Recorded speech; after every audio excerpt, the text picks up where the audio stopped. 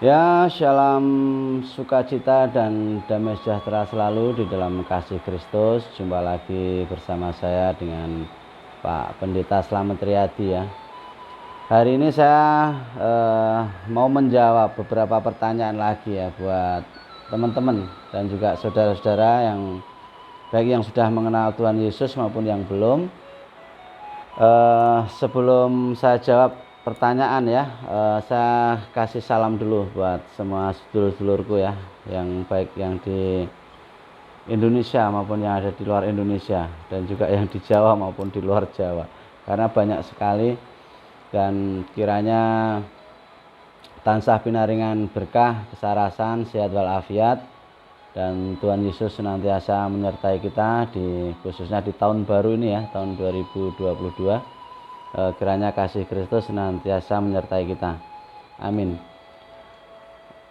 Video kali ini saya akan menjawab ya, sebenarnya ini bukan khotbah, tapi karena satu pertanyaan yang mana sempat mengganjal di hati. Banyak sekali karena teman-teman ini menanyakan, Pak Pendeta Slamet, saya itu sering mendengar Pak Pendeta kalau khotbah sering sekali mengatakan bahwa manusia itu dicipta menurut gambar dan rupa Allah, seperti itu. Nah, maksudnya gimana Pak? Saya kok baru dengar gitu. Nah, ini khususnya dari murtadin ya, yang katakanlah petobat baru, bukan murtadin, petobat baru yang baru mengenal Kristus Yesus, dan kemungkinan untuk pemahaman tentang Alkitab, firman Tuhan mungkin belum ya. Makanya dalam video-video saya ini sebenarnya satu pengajaran juga untuk belajar firman Tuhan. Baiklah, mungkin akan saya jawab satu pertanyaan dulu, nanti kalau ada waktu saya jawab pertanyaan berikutnya. Jadi apa yang dimaksud manusia dicipta menurut gambar dan rupa Allah? Oke, ini penting banget. Oke, sebelum saya jawab, saya ambilkan ayatnya dulu ya. Ini ada ayatnya, ada firman Tuhan. Itu di kitab Kejadian ya, pasal 1 ayatnya 26 dan 27. Jadi beginilah firman Tuhan. Berfirmanlah Allah, baiklah kita menjadikan manusia menurut gambar dan rupa kita, supaya mereka berkuasa atas ikan-ikan di laut dan burung-burung di udara dan atas ternak dan atas seluruh bumi, di atas segala binatang melata yang merayap di bumi. Maka Allah menciptakan manusia itu menurut gambarnya, menurut gambar Allah diciptakannya dia, laki-laki dan perempuan diciptakannya mereka. Amin. Jadi ketika Tuhan menciptakan manusia, dia membuat manusia itu sempurna ya, sempurna sesuai gambarnya. Jadi manusialah yang memiliki dan yang memilih, boleh dibilang ya, yang memilih untuk tidak mentaati Allah ya, karena ya itulah yang membawa dosa ke dalam dunia. Ini penting ya. Jadi manusia dicipta menurut gambar dan rupa Allah ya, ayat 26 dan 27 ya di kitab Kejadian. Nah, apakah artinya? Ini yang saudara tanyakan ya. Mungkin memang perlu dijawab lebih lebih dalam lagi, supaya pertanyaan ini nanti bisa menjadi katakanlah pembekalan untuk saudara-saudara yang petobat baru, dan memang di sini tempatnya untuk belajar Alkitab ya, belajar firman Tuhan. Nah, apakah artinya manusia diciptakan menurut gambar dan rupa Allah ya? Jadi ketika Tuhan Allah menciptakan Adam, dia membentuk manusia pertama itu dari debu dan memberinya hidup dengan dengan berbagi napasnya ya. Jadi dengan berbagi napas Tuhan itu sendiri, Tuhan Allah itu sendiri. Nah, Allah menyelesaikan ya, Tuhan Allah menyelesaikan pekerjaannya dengan memberikan manusia itu sentuhan pribadi. Nah, ini lebih tepatnya sentuhan pribadi ya, kalau kita melihat di kitab Kejadian 2 ya, kitab Kejadian pasal 2 ayat 7. Nah, wanita dibangun dari rusuk ya, dari rusuk yang diambil Tuhan Allah dari manusia itu. Itu di kitab Kejadian 2 ya, ayatnya 22. Dengan demikian manusia adalah unik ya di antara semua makhluk ciptaan Tuhan. Karena manusia diciptakan memiliki keduanya, yaitu apa? Tubuh materi, ya kan, dan jiwa imaterial atau roh. Ini harus dipahami ya. Jadi memiliki gambar dan rupa. Gambar dan rupa Tuhan Allah itu. Dalam arti sederhana adalah bahwa manusia diciptakan menyerupai Tuhan Allah. Jadi penting untuk kita camkan ya. Jika dikatakan Adam diciptakan menyerupai Allah, itu tidak berarti bahwa Allah memiliki darah dan daging seperti Adam. Ya, Alkitab berkata bahwa Allah itu roh. Ya, kalau kita membaca di kitab Yohanes 4 ayat 24. Dan oleh karena itu ya, saudara-saudara yang terkasih, Allah ada tanpa tubuh materi. Jadi Adam diciptakan menyerupai Allah, artinya tubuh Adam mencerminkan kehidupan ya, mencerminkan kehidupan Tuhan Allah itu untuk apa? Untuk menaklukkan bumi ya, dalam Kejadian 1 ayat 28. Dan memungkinkan Allah untuk apa ya? Dan memungkinkan manusia itu untuk berkomunikasi dengan penciptanya, dengan Tuhan Allah. Jadi manusia menyerupai Allah itu secara, kalau boleh saya katakan, secara mental, moral, dan sosial.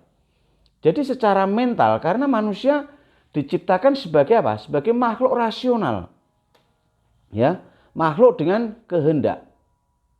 Dengan kata lain, manusia dapat berpikir dan manusia dapat apa? Memilih, ya.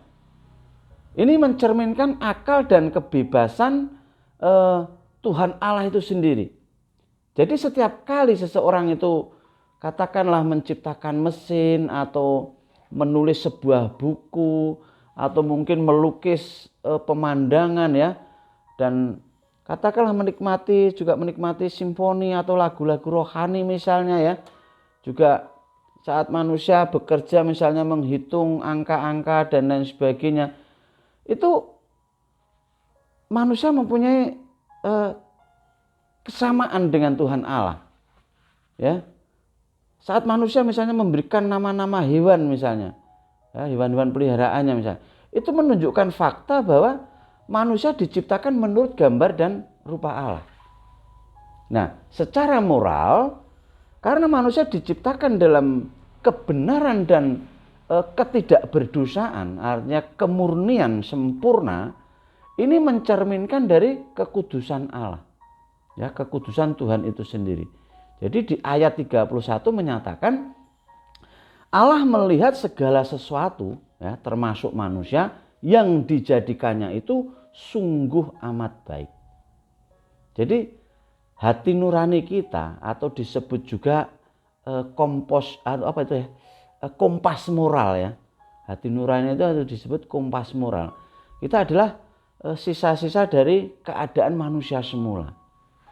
Jadi setiap kali seseorang menuliskan tentang suatu hukum misalnya, atau saat meninggalkan kejahatan, terus katakanlah juga memuji perilaku yang baik seseorang, atau merasa bersalah saat berbuat dosa, itu menegaskan bahwa fakta bahwa manusia itu diciptakan menurut gambar dan rupa Allah. Ini harus dipahami. Yang ketiga, secara sosial. Ya. Karena manusia itu diciptakan bersekutu, hal ini mencerminkan sifat Tritunggal Allah dan kasih-Nya. Ya, di Taman Eden, kalau kita melihat ya, di Taman Eden, hubungan utama manusia adalah dengan Allah. Ya, itu nomor satu. Jadi itu nanti bisa dibaca di kitab Kejadian 3 ya, ayat 8. Ini menyiratkan apa? Menyiratkan satu persekutuan dengan Tuhan Allah. Dan Allah menciptakan wanita pertama ya, karena tidak baik kalau manusia itu seorang diri saja. Nah ini, itu di kitab Kejadian 2 ya, ayat 18. Jadi setiap kali seseorang berteman misalnya, atau juga menikah katakan, atau mungkin orang yang sudah berkeluarga yang memeluk anaknya dan lain sebagainya, atau mungkin kalau saat saudara itu beribadah ke gereja ya, kebaktian ke gereja, itu menunjukkan apa? Menunjukkan fakta bahwa kita itu diciptakan menurut gambar dan rupa Allah. Jadi jika Adam diciptakan sempurna, mengapa dia akhirnya jatuh dalam dosa? Nah, ini pertanyaan juga ya kan. Jadi bagian dari diciptakannya manusia menurut gambar dan rupa Allah adalah bahwa manusia itu memiliki kapasitas untuk membuat pilihan bebas, free will. Jadi meskipun manusia diciptakan dalam kebenaran atau diberikan hakikat yang benar dan ketidakberdosaan atau kemurnian ya yang sempurna, Adam membuat pilihan jahat. Dia tidak taat, yaitu untuk memberontak terhadap penciptanya, yaitu terhadap Tuhan Allah. Jadi dengan demikian Adam telah apa? Telah merusak gambar dan rupa Allah dalam dirinya. Ya, dan ia apa? Ia mewariskan gambar dan rupa yang telah rusak itu pada semua keturunannya. Nah, ini pemahamannya di situ ya. Nah, kita nanti bisa baca di kitab Roma ya, pasal 5 ayat 12. Nah, kita memang diciptakan menurut gambar dan rupa Allah ya. Itu di dalam kitab Perjanjian Baru juga ada ya, di Yakobus 3 ayat 9. Tetapi kini kita juga menanggung kerusakan akibat apa? Akibat dosa. Jadi secara mental, secara moral dan secara sosial dan fisik, manusia menunjukkan akibat dari dosa. Namun saudara yang terkasih ya, kabar baiknya, ini kabar baiknya adalah bahwa ketika Tuhan Allah menebus dosa kita ya, dia mulai memulihkan hubungan kita dan memulihkan cerminan Allah yang asli dalam kita, yaitu menciptakan manusia baru yang telah diciptakan menurut kehendak Allah di dalam kebenaran dan kekudusan yang sesungguhnya. Nah, itu ada di Efesus 4 ayat 24. Jadi penebusan hanya tersedia oleh kasih karunia Allah melalui iman di dalam Yesus Kristus sebagai juru selamat kita dari dosa yang memisahkan kita dari Allah. Nah, itu ada nanti saudara baca di Efesus 2 ya, ayat 8 sampai 9. Jadi melalui Kristus kita adalah ciptaan baru menurut gambar dan rupa Allah, yaitu di 2 Korintus 5 ayat 2 Korintus 5 ayat 17. Jadi sebagai peta dan teladan yang sejati bagi kita, supaya kita itu mengerti tentang peta dan teladan, maka hanya Yesus Kristus ya, satu-satunya peta dan teladan yang sejati. Nah, tanpa Yesus Kristus datang ke dunia, kita tidak akan mengerti peta dan teladan yang sejati kita itu seperti apa. Karena bapak leluhur kita ya, Adam, itu sudah jatuh ke dalam dosa. Tuh, jadi kita nggak bisa bercermin pada orang yang sudah jatuh ke dalam dosa. Tentu saja hukum-hukumnya atau kelakuannya dan tindak tanduknya semuanya itu sudah tidak bisa mencerminkan peta dan teladan kita yang sejati, yaitu Allah itu sendiri. Maka Tuhan mempunyai satu keinginan untuk memulihkan hubungan manusia dengan Tuhan, yaitu Tuhan sendiri harus menjadi manusia, Sang Firman menjadi manusia. Nah, sebentar, ini ada WA masuk ini. Pak Pendeta ada acara jam 8. Oke, sebentar ya, saya jawab dulu ini. Ini tadi saya membuat rekaman ini memang agak mendadak. Nah. Oke. Sudah saya jawab. Oke. Jadi supaya kita itu mengerti ya bahwa peta dan teladan Allah itu memang penting untuk dipelajari. Dan inilah potensi dan krisis sifat manusia yang kalau boleh saya katakan setelah jatuh ke dalam dosa ini kita mengalami apa, kalau boleh dibilang kerusakan ya, walaupun tidak total secara secara keseluruhan, tapi setidaknya kita sudah tidak bisa lagi kembali ke peta dan teladan yang sejati kalau kita tidak kembali kepada sang peta dan teladan yang sejati, yaitu siapa? Sang Kristus Yesus atau Sang Firman yang menjadi manusia. Ini supaya nanti kita lebih memahami ya. Nah, ini akan saya ambilkan beberapa ayat ya supaya kita memahami tentang sang peta dan teladan ya. Bentar. Supaya kita lebih memahami, karena kalau kita nggak paham di sini nanti kita akan terjebak oleh mereka yang suka ini ya, suka bertanya-tanya tapi kitab mereka sendiri itu tidak paham ya. Ini akan saya ambilkan di kitab Keluaran dulu ya supaya kita paham. Jadi untuk pemahaman dulu secara terminologi. Jadi manusia diciptakan menurut peta dan gambar atau peta teladan dan gambar Allah. Ini kata peta atau gambar di sini adalah dari bahasa Ibraninya itu selem ya. Itu menunjukkan apa? Suatu peta yang ada bentuk atau patronnya seperti itu, supaya kita nanti paham. Dan juga ada bahasa yang lain yaitu dimut ya, rupa, atau adalah dimut itu juga dari bahasa Ibrani juga. Kalau dalam bahasa Yunaninya itu skema, jadi mirip dengan bentuk dalam arti sesuatu yang modelnya harus seperti bentuk yang pertama.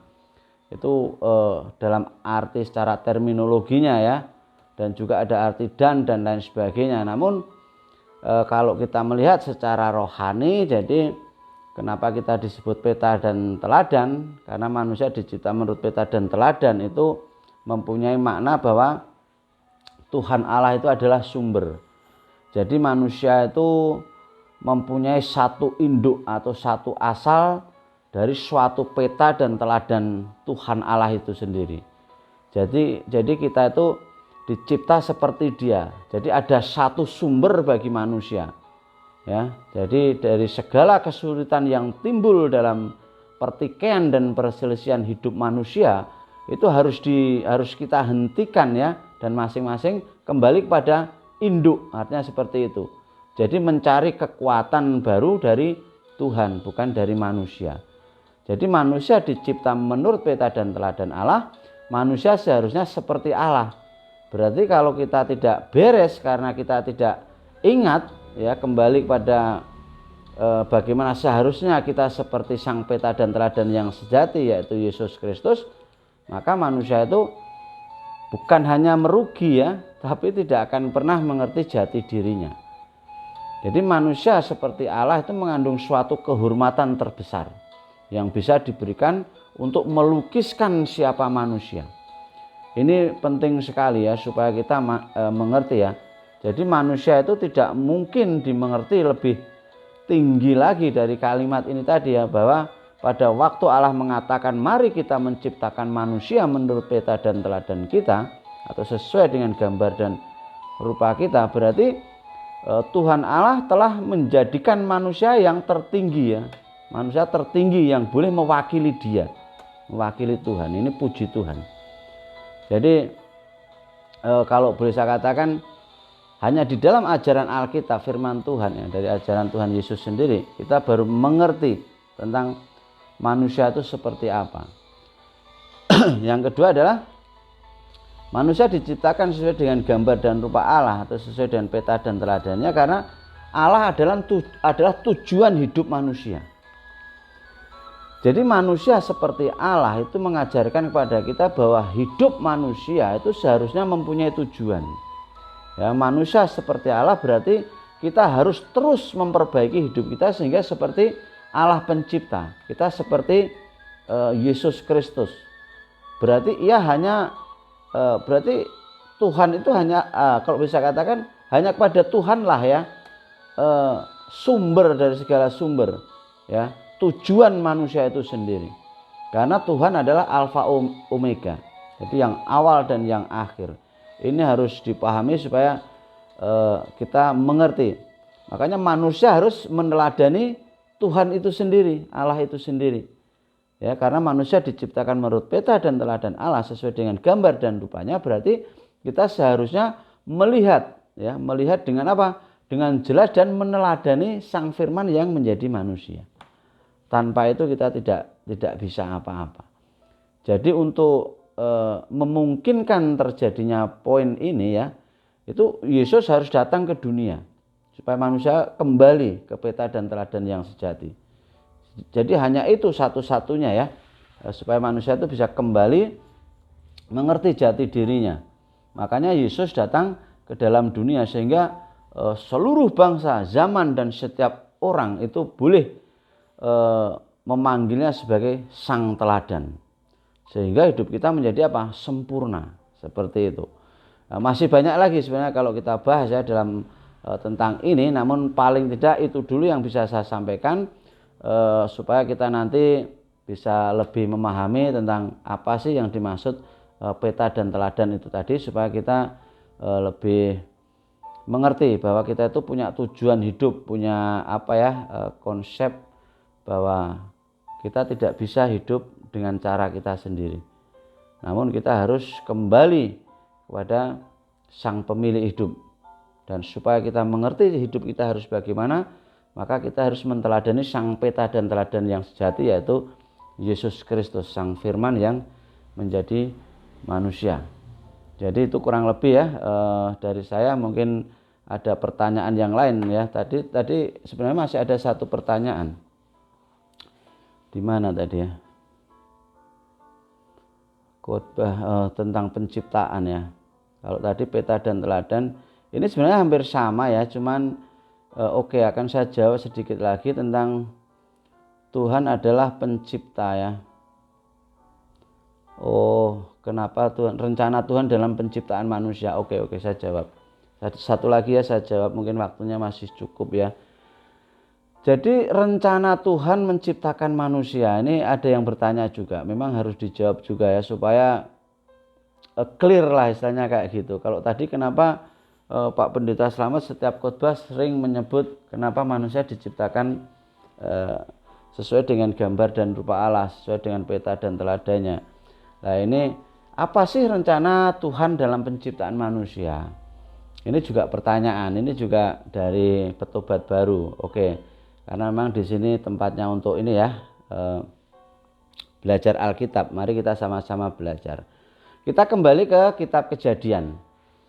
Ya, Kejadian 1 ayat 28, Tuhan Allah memberkati mereka, lalu Allah berfirman pada mereka, beranak cuculah dan bertambah banyak, penuhilah bumi dan taklukkanlah itu, berkuasalah atas ikan-ikan di laut dan burung-burung di udara dan atas segala binatang yang merayap di bumi.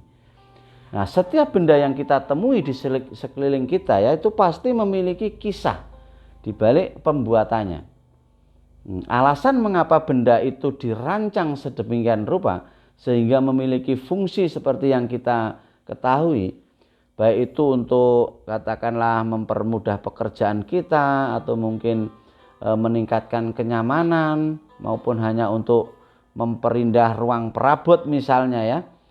Nah, di sini kita akan tahu, kalau kita pernah melihat robot misalnya ya, robot itu mungkin merupakan salah satu penemuan yang memiliki sejarah terpanjang di dunia, karena itu prosesnya agak lama ya. Ini luar biasa juga. Jadi sejak ratusan bahkan mungkin ribuan tahun yang lalu ya, manusia sudah menciptakan benda-benda bergerak.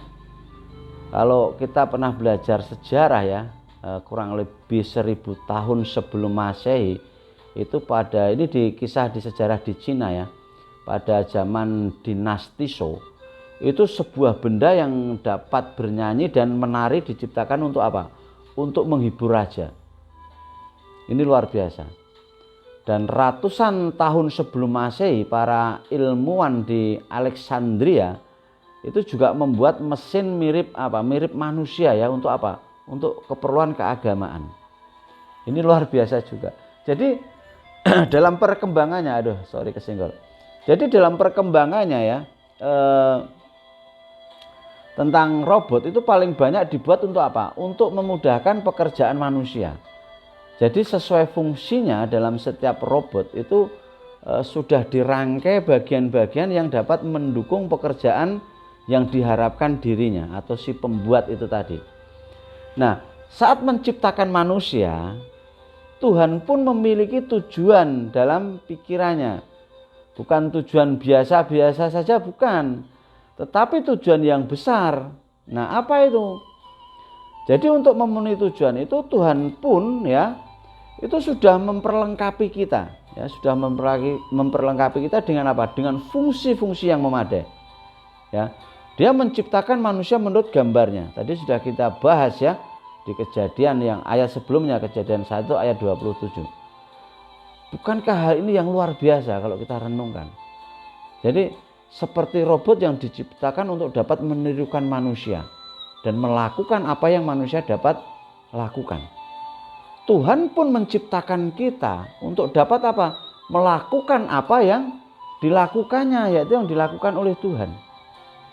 Jadi lebih daripada sekedar robot yang dibuat hanya untuk membantu umat manusia. Nah, Tuhan menciptakan kita itu bukan hanya sekedar hamba ya, sebagai hamba atau budak, itu bukan ya saudaraku ya. Kita adalah anak-anaknya. Ya, anak-anak Tuhan, anggota kerajaan surga.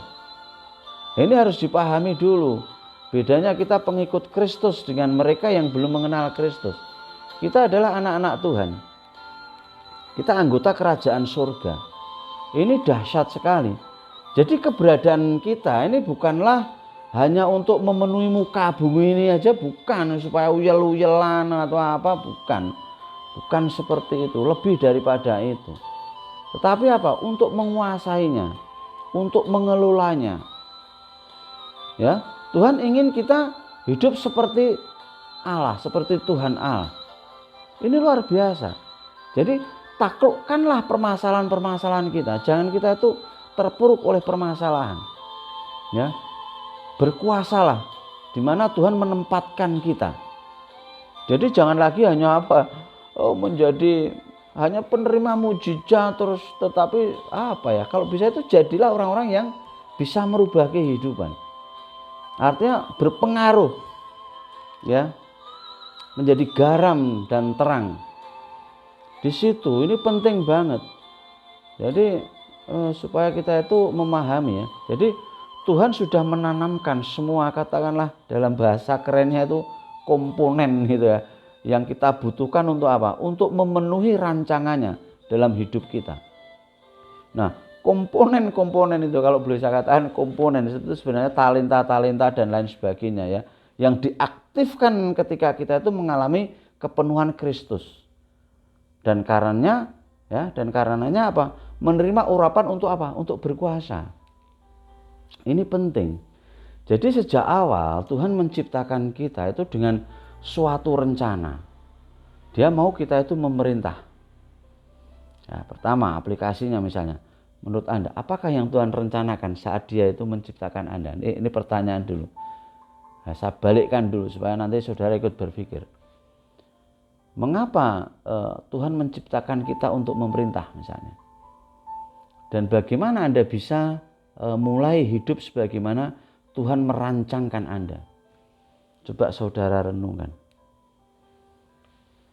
Jadi kita itu diciptakan oleh Tuhan, ya, oleh Tuhan Allah. Tentu saja Tuhan punya rencana buat hidup kita, pribadi lepas pribadi. Untuk itu, apa yang Tuhan rencanakan saat Tuhan menciptakan Anda? Apakah Anda bisa menjadi berkat untuk yang lain?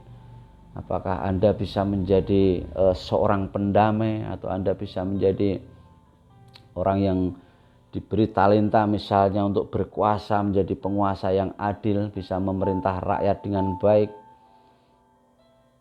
Pikirkan itu. Mengapa Tuhan menciptakan kita untuk memerintah?